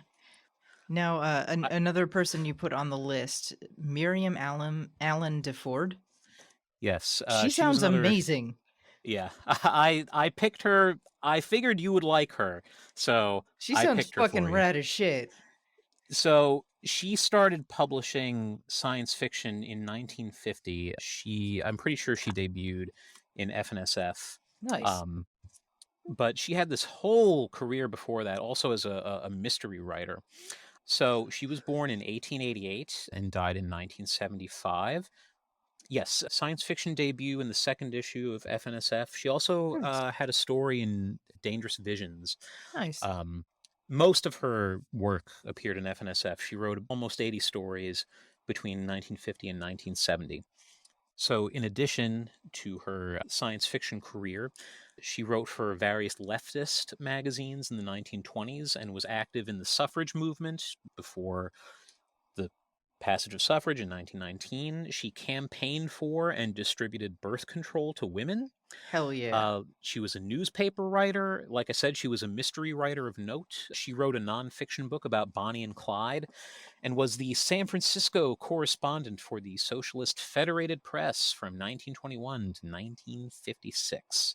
She was, from her bio in Partners in Wonder, I quoted this. She was quoted as saying in 1942, quote, "I was born a feminist and have been a free thinker since I was 13," end quote. She was married and divorced and then married again. She was jailed for her suffrage activities. She married a guy named Maynard Shipley, who was the founder and president of the organization. It was called the Science League of America. They provided most of the expert witnesses for the defense in the Scopes monkey trial. You know, about Yeah, about teaching the theory of evolution in school. Right, yeah. So that's cool. She was also a member of the Socialist Party from 1919 to 1922, but she left because, said to Ford, quote, "They were going too far to the right. They were practically a branch Hell yeah. of the Democratic Party. I've Oh my always god. been I I've love always been her. for I know. It's pretty great." I love her Um, so much. she also covered the Sacco and Vanzetti trial and was friends with Jack London. She was an editor of the Federal Writers Project for Hmm. the California WPA Oh, during the wow. Depression, but she got fired from that job because she spent too much time covering the deportation hearing of radical longshoreman union leader Harry Bridges. So Whoa. just seems like a pretty cool woman. She sounds fucking awesome. What did She's she got write in terms of sci-fi? I mean, I don't know. I haven't I read don't any of her know. work. Her I just know her extraordinary name. life might have overshadowed her fiction Uh, output a little bit. but she did publish two collections. They're called the second one is called Xenogenesis, and the first one's called Elsewhere, Elsewhen, Else How. And she also wrote a memoir. It was contained in a larger work. That work is called From Parlor to Prison: 5 American Suffragists Talk About Their Lives, edited by Sherna Gluck. So I was reading about her in the Partners in Wonder book, and I said to myself, like, Raquel's gonna dig Yes, I Miriam will. Allen DeFord. I will. She I'd is better me. tell her. I love her. She's amazing.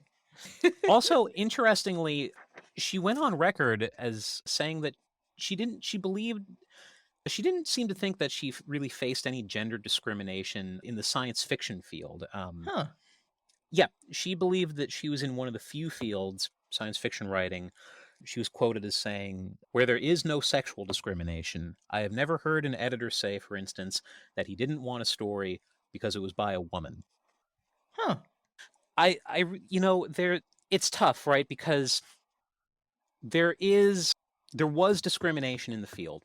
One of Yeah. the, one of the funny things that Davin really hammers home in his book Partners in Wonder is that a lot of the myths about no women in science fiction, it's not just Isaac Asimov, but a lot of it seems to stem from Isaac Asimov. Boo. He had it seems like he had big problems with women. Yeah, he was Um, a notorious groper at conventions or something, just like a yes, huge creep. he was. He did He from what didn't I've keep read his of his hands to work, he was himself. not great at writing woman characters. I haven't read any of him. My wife read all of his Foundation books and said that she liked him.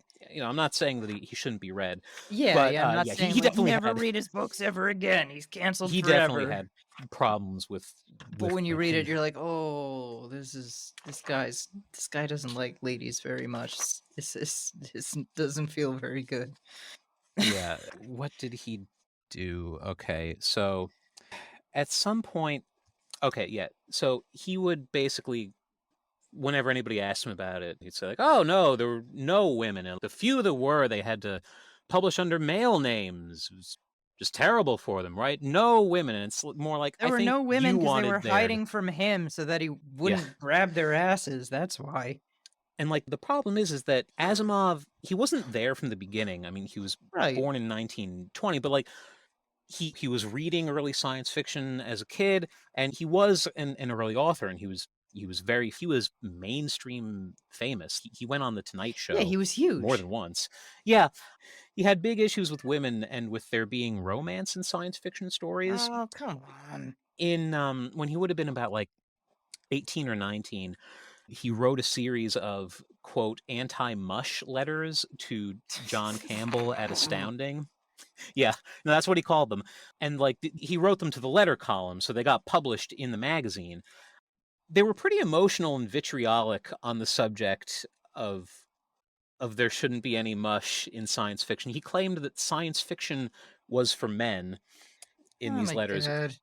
But Davin points out that in this opinion, he was pretty much alone, and a lot of other fans, men and women, apparently letters poured in from You're like, both shut male up, and nerd. female readers. Yeah, Go outside, basically Isaac. saying that. Nobody was with him at that time. Yeah, And that's then right.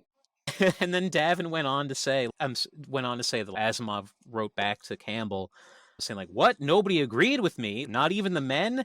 And he apparently literally wrote then like, "Oh well, all those male readers who criticized him must be henpecked husbands." Oh my God, he's just calling him cucks. Yeah, so Oh, he had issues, but oh like God, he sucks. I'm some of it is sorry. It's funny. Oh my God. Everyone said, no, we want mush. We want love. We want people to make out in our stories, okay? We like that. Some of it is personal bias, and some of it is just people misremembering things decades later. Yeah. Like there was this Davin also quoted Fred Pohl, a very big figure in the field, author, editor, agent. He was a big deal and a good writer. But he quoted him as saying that, like, yeah, there weren't any women science fiction writers before like 1950 or 1948 or something like that, right? But that's really funny because Fred Pohl was married to 3 early women science fiction What the writers. fuck? His first What the wife, fuck, dude? I know, right? His first wife was Is his that why high they school got sweetheart. divorced? Because he kept erasing them? I couldn't tell you, I don't know, but his first wife was Doris Baumgart. They were both members of the Futurians. This, I don't think I have time to go into it, but it was it was a science fiction sort of fan club, sort of like tight-knit group of people who were all science fiction fans, and a bunch of them went on to become famous science fiction writers and science fiction editors in the field. Fred Pohl, Asimov, Damon Knight, Judy Merrill, and others. But so Doris Baumgart wrote a couple of stories. She was his first wife. His second wife also wrote some stories. His third wife was noted science fiction writer and editor Judith Merrill, whose first short story, Only a Mother, in Astounding, it's a famous story. It came out in 1948. So it's just funny that he would say that, since it's you'd think he would know better. Yeah, what a jerk. Yeah, but it's very easy to believe. I guess so. That's so wild to me. Like, there weren't any lady science fiction. You're married to one of them right now. You're what the fuck, dude? I don't know. Okay. Now in your notes, you note that Weird Tales had a female editor during this era. Yes, the third editor of Weird Tales, Dorothy McElraith. She was the editor after the famous Farnsworth Wright, who like he was the editor of the Weird Tales that everybody thinks about when they think of Weird Tales. Robert E. Howard, Conan the Barbarian, H.P. Lovecraft, and everything that he was doing. That was Farnsworth Wright. So Dorothy McElraith became the editor of Weird Tales in 1940, and she remained the editor for the rest of Weird Tales' original run until the magazine folded in 1954. So she was the editor for 14 years for 87 issues. She was Canadian. And she gets overlooked a bit because she does come after this famous period. By 1940, Weird Tales' place in the field had slipped a lot. The pulp era was starting to wane. And just in general, I think weird fiction and horror was seen as kind of quaint. In the 1940s, there's all these big scientific advances. You know, you're Right. living in like a rocket age world. You want rocket age stuff, not like, oh boy, a spooky ghost and so, whatever. We don't care about Yeah, ghosts this was anymore. the atomic age that people weren't scared of vampires anymore. No one gave a shit. Right. The other problem is that so what happened was that Weird Tales got sold in 1939 and the editorial offices moved from Chicago to New York. And the editor, Farnsworth Wright, he made the move, but he got fired. And also, No. he was in bad health. He had Parkinson's. So actually, he died shortly thereafter. And a few years prior to this, both H.P. Lovecraft and Robert E. Howard had died, and they were like their two biggest writers. And their third biggest writer, Clark Ashton Smith, had kind of stopped writing by 1940. So it was a tough period for the magazine, and the new publisher was a cheapskate. So Weird Tales had the lowest rates in the field of just a Uh, penny a word. uh, So they had a lot of problems, but McElraith was a good editor. Not only was she was simultaneously editing two magazines, Weird Tales and then Short Stories was the other magazine. I guess it was just a non-genre magazine. So she sort of gets forgotten for the most part. Not always. Daryl Schweitzer wrote highly of her. I think in Dorothy McElraith's case, if you want to talk about ways that females in the science fiction field can get overlooked or forgotten, she's an interesting case. If you think about like women, if women don't, or not even just women, just any people, if they don't interact socially very much with the rest of the field, they tend to get forgotten, right? Because it's science fiction's, even though today it's like it's a very huge field, back then it was very small, so it's like everybody knows everybody. hmm. Everybody's very chummy, right? So, you know, if you're not like just hanging out with the in crowd, it's like, you're not my friend, right? Yeah. Um, and also, if you don't leave behind very much correspondence, or if you don't write an autobiography for future historians to delve into, that can hinder your chances of getting remembered. And Dorothy McElraith didn't leave behind much correspondence or autobiography. And like I was saying about Weird Tales being in this declining period, she just caught a lot of bad feelings Mm. from the rest of the field. Everything that a lot of the stuff that I read about her says, oh, she was a competent editor, but she just Oh. lacked that certain sort of special something that made Weird Tales, right? Uh, So, you know, like I think a lot of, from my reading, it seems that what a lot of it is that a whole lot of the weird fiction crowd at that time really loved Farnsworth Wright because that was the best era of Weird Tales. Well, that was like the capital W Weird Tales era of Weird Tales, and after it was over, they took it out on McElraith, oh you know, because no. of the bad pay rates and just different stories. She also apparently didn't engage very personally with readers and writers to the same extent that Hmm. Farnsworth Wright had. So people's remembrances of her are generally fewer and less personal. Oh And yeah. yeah, and like I said, she didn't leave behind extensive memoirs, so there's just less there for people nowadays to talk about. Here, let me quote from Mike Ashley. He wrote a series of very interesting it's like a 4 or 5 volume history of the magazine field in the 20th century. I think he's still writing it. As far as I know, these are the only kind of books on the subject. But anyway, so quote, he called her, quote, competent editor, but lacked the eccentricity that Wright had brought to the magazine, right? Jeez. Um, Also, in certain sources I was reading, they attribute a lot of her work to her assistant, Lamont Buchanan, a man who was already there at the time and had been working there and had like more of an affinity for what weird fiction was. So, like we've kind of seen that song and dance before, right? Like, oh, a woman was in charge. But really it was like a man behind the scenes, pulling the Yeah. strings. So I don't know. I think that she does seem to have borne some discrimination after the fact. She doesn't even have her own entry in the science fiction encyclopedia What? online. She's just mentioned in passing in the Weird Tales entry. Wow. Um, yeah, it's unfortunate, but it's not uniform. Like I said, Daryl Schweitzer wrote highly of her, and other people, both of the Weird Tales anthologies that I own, in their introductions, they do go out of their way to say that no, McElraith was a good editor. People say things about her, but it's not true. She did bring in some new writers to Weird Tales, people who hadn't published there before, people like Ray Bradbury, Fritz Leiber, Frederick Brown. Hmm. Some of these people are not as well known today, but they were very well known then. Yeah. They were Um, back then. They were a big they were deal. back then. Yeah. Okay.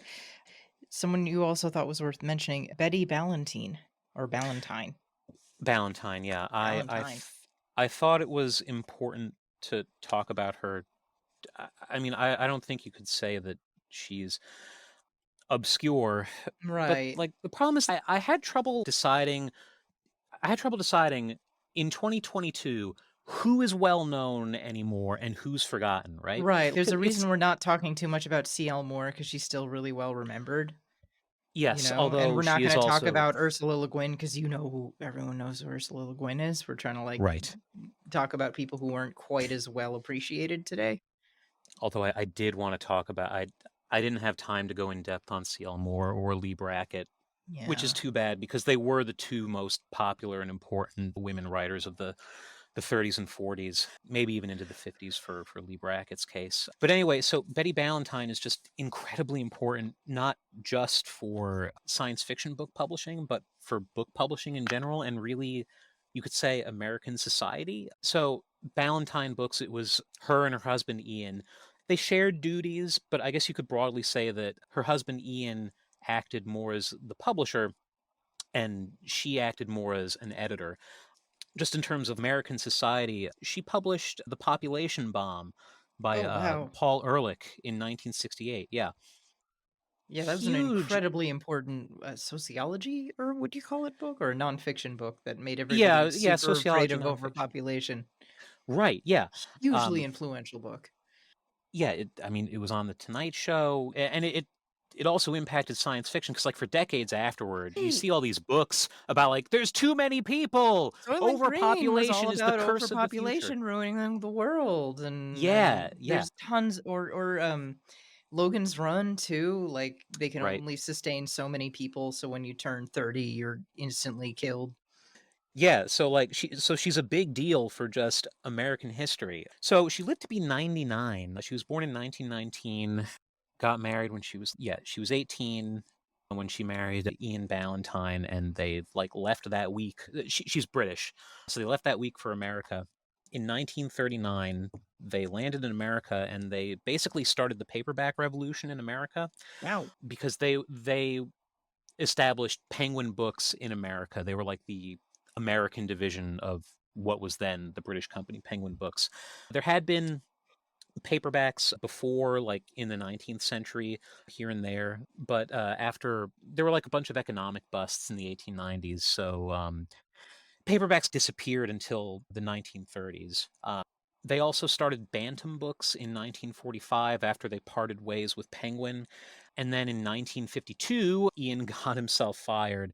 So he and Betty started Ballantine Books that same year. So they reinvigorated reinvigorated the paperback market with Penguin and founded two of the greatest paperback publishing houses of the 20th century. And she was a big supporter of science fiction. She basically, Ballantine Books basically, they sort of brought science fiction to the book market. They started publishing original science fiction in 1953. And the thing is, like, there really wasn't a book market for science fiction Huh. before this time. It was all in the magazines, of which there were dozens of them, right? If you wanted science fiction, you read it in the magazines. And the Ballantines did a lot to make science fiction novels in books, not just serialized in magazines. She launched the Ballantine Adult Fantasy series in the late 60s, which reprinted a lot of work from H.P. Lovecraft and Clark Ashton Smith, Lord Dunsany. She's the reason that, in a sort of roundabout way, she's the reason that Lord of the Rings is so popular in America. Wow. Yeah, because what it is that Houghton Mifflin was publishing the hardcover, ever since the book came out in the Right. 50s, but there was no paperback version until Ace Books started publishing a pirated version in the 60s. I read this in an interesting book called The Time of Their Lives by Al Silverman. It's about the American book publishing business in the middle of the 20th century. Betty Ballantyne's, her secretary or her switchboard operator, basically came to her with a big hardcover edition of The Hobbit and said, "Hey, I think you'd really like this." And she did. And so she went to Houghton Mifflin and said, "Hey, why don't we contract with you so that we'll put out the paperback edition of the book?" Because that's what happened back in those days. Hardback publishers and paperback publishers were separate companies. Oh, And weird. yeah, it's not all contained in one house like it has been for a long time. Huh. Ballantine, they only did paperbacks. And for example, Houghton Mifflin back in those days only did hardcovers. So like a a hardcover house would publish the hardcover and then they would sell the paperback rights to a completely different company. Huh. And that's how it worked back in those days. So she went to Houghton Mifflin and said, "Hey, why don't we contract with you to publish the paperback edition?" And they didn't want to do it because they didn't want a competing version. But then a few years later, Ace Books started publishing. They didn't think it was a pirated version because they said that because of some loophole in copyright law, because Sure. the book is Okay. imported, it doesn't count as being copyrighted, so we can do this. And then Houghton Mifflin freaked out because it was very popular, Of and course. so they ran back to Betty Ballantine. They're like, no, please, we'll do it. You do the authorized edition. So Betty Ballantine published the authorized, the first authorized paperback version of Lord of the Rings, and it had a big notice on the back saying, "This is the authorized version. If you get any other kind of version, it's pirated." It had a message from I think it had a message from J.R.R. Tolkien on it saying, "Please buy this version of the book, or else I don't receive any royalties." Aw. Yeah, so very big in the field. That both she and her husband got a lot of awards, a So lot of she's why retrospective we got this awards. explosion of kind of fun adventure pulp sci-fi fantasy novels Yeah, all over the a lot of Oh, it. A wow. lot of it is because of Betty Ballantine, because she's what made science fiction in book form, and she was a big That's champion cool. of it. She edited Robert Silverberg. That's how we Um, ended up with that series of books about giant crabs attacking England. yeah, she She is why we have Paperback Paradise. That rocks. It really does. So Ballantine book, they paid for Anne McCaffrey to fly out to the World Con where she won Best Novella for Ware Search, which she later turned into to Dragonflight, the first of her Pern novels. They published The Lord of the Rings. They published the Gormenghast books. They published The Last Unicorn. They also published Silent Spring. So just Oh, wow. yeah. So she's just I thought it was Just worth bringing Yeah, her up. so Rachel Carson's Silent Spring, for those who aren't familiar with it, an incredibly important nonfiction book about pollution, specifically about pollution in the water. And this book really busted the lid open on just how much we were fucking up our own environment. by putting shit in the air and water we shouldn't have been putting there. It was a huge boost for the environmental movement. Incredibly important book. Yeah, so like I don't know if you could call her obscure, but she's such an Yeah. important person. I just I felt like it was worth talking about her. Yeah, yeah. Okay. So that there has been a little bit of a parade of white women so far. Do you have any Yeah. Um, examples of maybe by POC writers, editors in this golden age, in this era? yes. Well, from the 50s, do I? Let me see. Somebody who's not a white woman. Yeah. Uh, I gotta tell you, it's a lot of white women in the It is a lot of white 50s. women. Damn. Although No. I will point out there are two books and a web article series. I didn't have time to delve into everything quite so deeply, but so if you're looking for specifically Black science fiction, I would point anybody to Cherie Renee Thomas's two Dark Matter anthologies. It's Dark Matter, and then the second one is called Dark Matter: Reading the Bones, where she collects a lot of both science fiction from contemporary Black writers, or at least Hmm. writers who were contemporary around the year 2000 and then the year 2005. Right.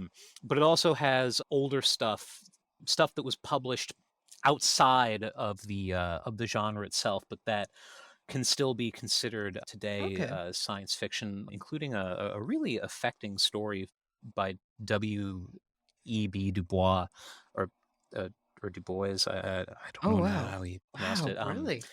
It's called The Comet. It's about you're in New York.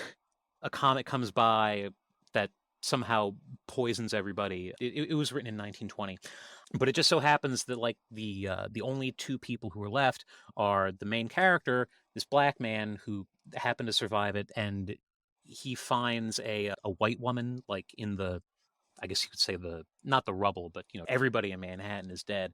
It's interesting because it's not very long, but it goes through the racial tension of, oh gosh, can we even do this? We're the only two people left. What does it matter? And it's a really heartbreaking story because from the point of view of the Black main character, it's like on the one hand this horrible thing has happened, but on the other hand, wow, I'm like free of all the racism of my era. Like I can just sort of be a person. And I don't know if I should spoil it or not. I Mm. can if you want to. I mean, it's 100 years old, the story. I think we can That's spoil true. it. It is 100 years old. So then the woman's father and fiance burst into the room. What? It Boo. turn it turns out that only everybody in Manhattan died. Everybody else is okay. Um, Oh. which I mean, like it doesn't come off as cheesy in the story. In the story, really, it's heartbreaking because for a moment you feel like wow, I'm free. What is my life going to be now? And then it all just comes crashing back down. It's like, no, it's going to be exactly the way that it was, and Oh. it's a good story.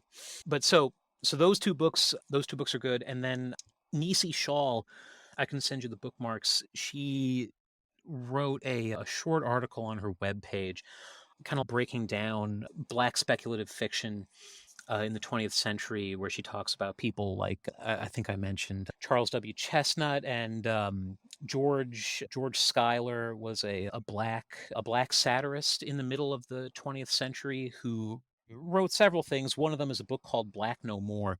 It's a satire. It's about these two scientists come up with a way to turn Black people into white people. Mm. So like they start doing that, and for I only read about it. I have it here, but I haven't read it yet. So Black people start doing this because it's like, oh, thank God, no more racism for me. But it starts freaking out the rest of society because now the white people don't know, like, oh Yeah. God, who's white and who's Black anymore. Like I said, it's an interesting satire from what I read about it. So that's definitely a science fictional premise, but that just gets into back to what we were saying earlier about like classification errors, how you can look at something, you can look at a work and like it's clearly science fiction, but just for some reason it's just not seen that way. But so Nisi Shawl also did a long running, I think there might be like 42 entries in it, series of articles on Tor.com. It's called a History of Black Speculative Fiction, where in each article she goes into a different writer or a different work. A few of these people I research to talk about, but they don't come up until later. Samuel Delany is the first black man to write science fiction within the field. Yeah, Like and he was a the huge first, deal. yeah, He's kind of not coming in until the 60s or something, though. right. He didn't Yeah, publish his first novel until 1962. yeah. So So before then, there's nobody within the field that I know of to talk about. I mean, there, maybe somebody was just writing under a fake name. For a lot of people, we don't know anything about them except their names. But yeah, as far as like known black people in the genre, Sam Delany is the first one, 1962. right. Okay. So I think maybe we should bring it to a close now because we've been talking for well over 2 hours. I am getting a Um, little hoarse. I still yeah, feel it is. like It is bedtime. I haven't said anything that I really wanted to talk about. I feel like Oh there's just yeah. there's so Unfortunately, much. there's a lot. So next time we're going to carry on this discussion in a future installment where we get into the 1960s and 70s and then up through the 80s and 90s. And unfortunately in the 60s and 70s you definitely do see much more of an expansion of racial diversity and a lot more openness about queerness in fiction too, which is Yeah. extremely cool. But for our time, it's a lot of white women. Yeah, It's a a lot lot of of white white women, women. unfortunately. Although I will It's say a that Becky parade, I'm sorry. one last thing from the Davin book, he did point out that in the 50s, white people, I guess they were white, people were writing into like magazines like Astounding and various magazines, like asking the editors, like, hey, why don't you run more stories? Like, why don't you run black stories with black protagonists? We would like it if you would write that. Oh, wow. And yeah, no, so these things are there. One other thing that I learned from the Partners in Wonder book is that there was a black readership in science fiction in the 30s, the 40s, and the 50s, Of course. but they didn't really participate in fandom. I suppose you could chalk that up to societal racism at the time. I Yeah. don't know too much about it, but I don't have the note in front of me, but I did make note of it in one of his letters. I guess it must have been published after his death, but John W. Campbell, the editor of Astounding Analog, in Yeah. like the mid 50s, he wrote a letter to Forrest J. Ackerman, who was a big time fan and historian, where he was speaking, I guess you could say boasting, but that has negative connotations. He was speaking pridefully of the black readership of his magazine, that he had a pretty Right. sizable readership, and he was proud of it. I think apparently he could see sales figures of the magazine, and he could see, oh well, there's a lot of sales in this neighborhood of this city. That's a black neighborhood. There must be a lot of black people reading my magazine.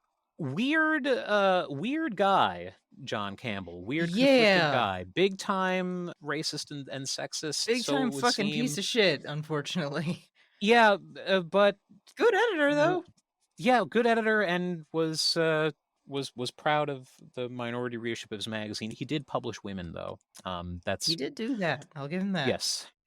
There's just so much to talk about. I guess that's like the Yeah. big takeaway from why this episode is so long, and I do apologize for that, and why we're gonna do a part two. Yeah, You know, this is gonna be 2 parts. There's no way. We have not even gotten to the 60s yet. like I guess that's really the big takeaway from all of this. People like to casually talk about science fiction being undiverse, being just straight white men and nothing else, and it's only now recently that we're Yeah, finally only getting post diversity. 2000, post 9/11, really. Right, yeah, or even sooner. And that is so untrue. Old science fiction was so diverse. I mean, probably not to like today's standards, but it was so diverse, and there were so many other writers who weren't cisgendered straight white men, that like there's no way that you could fit all of it into one. You could Yeah. create your own podcast just to talk about all these people. There were so Yeah. many people. Yeah. And I like old SF by straight white dudes, and people just use the, oh, it's all just straight white men excuse to like write off like 80 years worth of fiction. Yeah. And I feel like people do that because, like, if they admitted the truth that it was diverse, that there is old stuff that's by diverse writers, then they would have to admit that, oh, well, maybe this whole period isn't so bad. Maybe there is stuff from 50, 60 years ago that's worth reading. Maybe some of it is in fact by Yeah. old straight white dudes. Yeah. But so yeah, there's a lot out there. Yeah. So, in an upcoming installment of this, we will take a look at the emergence of the new wave and cyberpunk. We'll talk about the 1960s through the 1990s, and fortunately, in the 60s and 70s, you see a big, big, big explosion of openly queer writers writing very queer fiction and much, much more racial diversity, at least in the English-speaking sci-fi scene. So look forward to that. But for now, let us sign off because this is a big beefy episode so far. Before we go, thanks for coming on the show. And where can our listeners find and support your work if there's anything you want to plug? Oh, who, me? Yes, you. Not really. I used to work for F&SF. I haven't had anything to do with it for more than 2 years now, but it is still near and dear to my heart. If anybody cares to read it or subscribe to it to keep it going. Also, well, if anybody wants to hear me ramble on about random science fiction anecdotes and the subject of originality, I guess I was on You this were show on a here with previous you episode. almost 3 years ago, and Oh my we did a book God. club episode too about alien virus love disaster stories by Abby May Otis. That's it. I don't do or have anything else. Okay, good. All right. Well, thanks again for coming on, and thank you all for listening. Until next time, keep writing good. This has been Rite Gud with Raquel S. Benedict. Hosted by Raquel S. Benedict and produced by Matt Keeley for KS Media LLC. Theme song by OK Glass. For comments and concerns, please write to us at ritegud@kittysneezes.com. That is RITEGUD @kittysneezes.com. If you'd like to support us, please visit our Patreon at patreon.com/ritegud. This has been a Kitty Sneezes production. kittysneezes.com in color.